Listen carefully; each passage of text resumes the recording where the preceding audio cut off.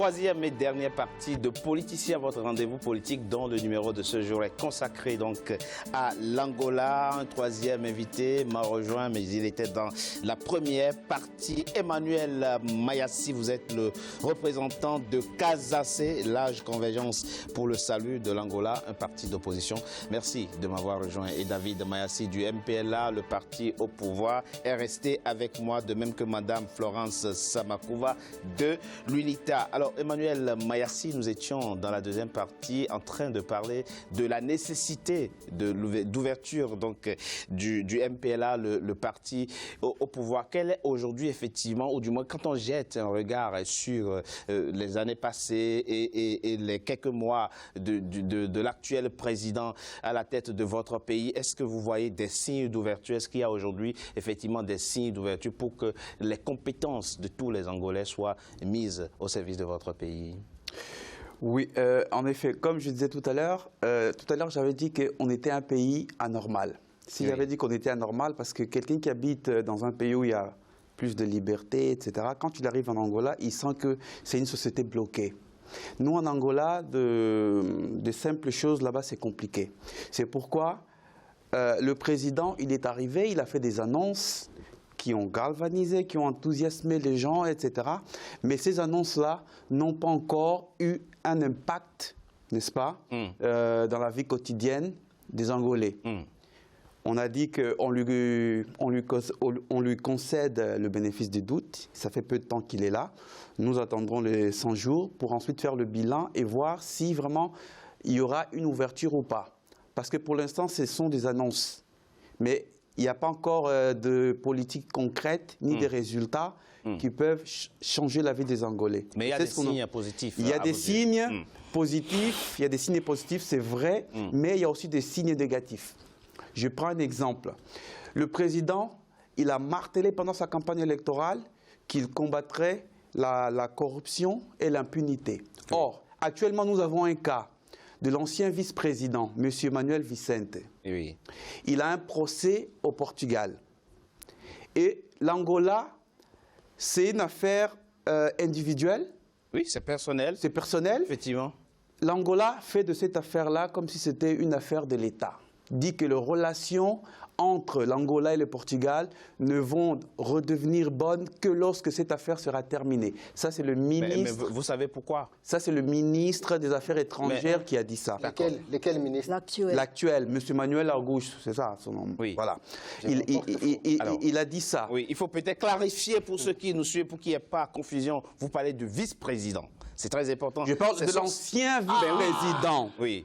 L'ancien vice-président de M. Eduardo dos Santos. Oui. Qui n'est plus vice-président. Il n'est plus vice-président. Oui. Mais avant qu'il ne quitte son poste, le procès en question avait déjà commencé contre lui pour le blanchiment d'argent au Portugal. Non. Il n'y a pas procès. Attention aux mots. Non. Si on fait le droit... Non, il y a une enquête. Ah, c'est différent. C'est pas la même chose. Je préfère. Il y a une enquête. Attention aux mots.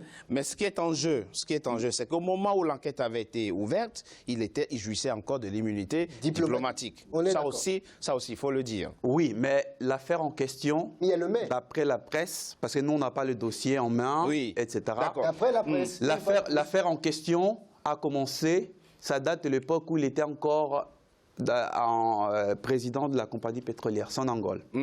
Donc ça ne date pas de l'époque où il était... Voilà. Alors c'est juste pour dire... Pour vous, le soutien qu'apporte votre pays à ce compatriote qui a été vice-président relève donc du moins n'est pas à vos yeux un signe ou l'expression d'une volonté de lutter contre la corruption. Tout à fait. Pour moi... Mais il n'est pas encore condamné. Je ne suis pas contre le fait qu'on le défende. Oui. Parce qu'il y a le principe de la présomption d'innocence. Absolument. Donc, mais on ne doit pas conditionner les relations des deux pays sur cette affaire-là. D'accord. Un président qui veut lutter contre la corruption et contre l'impunité ne peut pas défendre quelqu'un qu'on suppose avoir commis un acte délictueux. Donc, il faut qu'on laisse la justice du Portugal faire son travail, n'est-ce pas? On laisse la justice faire son travail. Si il est trouvé innocent, il sera innocenté. S'il est trouvé coupable, il sera responsabilisé pour ce qu'il a fait. Mais on ne doit pas... Justement, attendez. On ne doit pas... On veut lutter contre la corruption, en même temps, on défend quelqu'un qui, supposément, est corrompu. Ça, c'est ambigu. Ce n'est pas non plus le moment de faire le procès de monsieur. On n'est pas là pour faire... Non. On est en train de, absolument, de démontrer les incohérences. Vous êtes en train de nous expliquer, monsieur Mayassi, les incohérences de monsieur Jean Lorenzo. Il veut lutter contre la corruption. En même temps, il défend des gens impliqués dans la corruption. Vous l'avez entendu. Donc vous pensez effectivement que le discours est nouveau, mais la pratique reste la même. Voilà, comme je disais, c'est la forme qui a changé. Le fond toujours le même. Nul n'a l'impunité. On jugera les grands comme le petit de la même façon, de la même rigueur. D'accord, mais moi maintenant je vous pose la question. Il y a plusieurs personnes qui ont été limogées parce qu'ils ont eu une mauvaise gestion, ils ont touché à des deniers publics.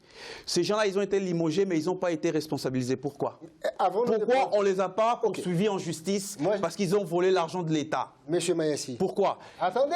Non, mais attendez. Alors, clarifions les choses encore une fois. Une fois de plus. Non, s'il vous plaît, vous le laissez finir. Le président João Lourenço n'a jamais dit dans son décret de limogeage que vous êtes limogé pour corruption. Non. Il n'a jamais dit ça. Quand on remplace quelqu'un, on a le droit, le président a les prérogatives nécessaires pour remplacer les hauts fonctionnaires à la tête des sociétés de l'État. Ce n'est pas parce qu'on a limogé quelqu'un qu'il est corrompu. Attention, ne confondons rien. Non. Excusez-moi, je n'ai pas dit que toutes les personnes qui ont été limogées, c'est par corruption. C'est ce que vous voulez dire. Non, laissez-moi m'expliquer. D'accord, allez-y. Parmi les gens qui ont été limogés, il y en a certains, ils ont été limogés parce que ils avaient une mauvaise gestion. Mais quelle preuve avez-vous? D'accord. Il y a certaines personnes. Avez-vous? C'est même pour cette raison-là que notre parti CASACE a demandé, notre président a demandé que ceux qui ont été limogés parce que leur gestion n'était pas bonne, ils ont touché à des deniers publics, qu'ils soient responsabilisés. Mais M. Mayassi, David Mayassi, mais ce qu'il dit Emmanuel Mayassi a quand même sa part de pertinence, c'est que lorsque vous êtes président, que vous arrivez au pouvoir, que vous claironnez, que vous voulez lutter contre la corruption, et dans la foulée, vous procédez à plusieurs limogeages, on s'attend logiquement à ce que la justice prenne le relais. Ah oui. Mais quel est le pilier? Ou tout au moins qu'il y ait un audit des différentes sociétés. C'est tout ce qui est en train de se mettre en place. Qui ont changé de tête. C'est tout ce qui est en train de se mettre en place à l'heure actuelle. Il faut des piliers. Pour que la justice fonctionne correctement, il faut qu'on leur donne des moyens. Mais personne n'a dit le contraire. On fait du neuf avec de l'ancien. Ça ne marchera pas. Attendez, on ne nourrit pas un peuple avec des slogans. Arrêtez des slogans. Non. On ne peut pas faire du neuf avec de l'ancien. Ça, à l'heure actuelle, vous me rappelez... Madame Samakouva, nous l'avons noté, effectivement, vous aviez parlé des réformes, c'est la troisième partie de mon émission, toujours consacrée effectivement aux solutions, du moins aux pistes qui permettent justement de trouver solution au problème. Vous avez parlé de corruption. Admettons que ces limogeages s'inscrivent effectivement dans le cadre donc, de la lutte du président contre la corruption. Il n'est là que depuis 3 mois. Laissons donc lui le temps de travailler et laissons éventuellement la justice se saisir des dossiers lorsqu'il y a nécessité de le faire. Mais revenons à l'économie de votre pays. C'est aussi important de comprendre. Nous l'avons dit, vous avez dit votre pays est un pays anormal, ce que je ne pense pas. Il y a cependant des paradoxes. Vous avez un pays qui a connu un taux de croissance à 2 chiffres. Et quand on dit 2 chiffres, ce n'est pas 10%, c'est 24% en 2007, 16% en 2008. La question, c'est comment se fait-il que l'Angola est passé à 3% en 2016? Exactement.